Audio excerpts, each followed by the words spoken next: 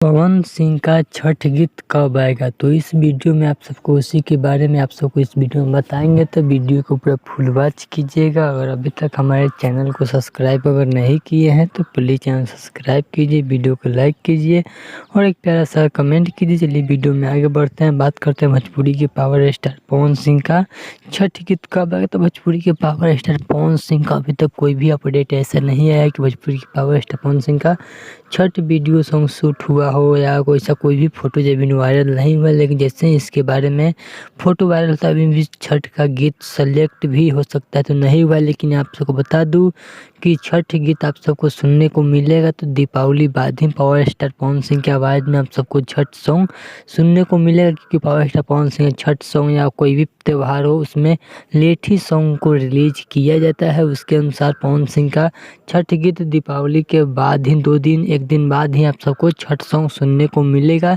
लेकिन जैसे ही इसके बारे में कुछ ऑफिशियल अपडेट आता है वैसे हमारे चैनल के माध्यम से आप सबके बीच वीडियो बनाकर बता दिया जाएगा। तो चलिए, अगर आप सबको यह वीडियो अच्छा लगा तो प्लीज़ चैनल सब्सक्राइब करें, वीडियो को लाइक करें। चलिए मिलते हैं न्यू अपडेट के साथ, तो ओके बाय।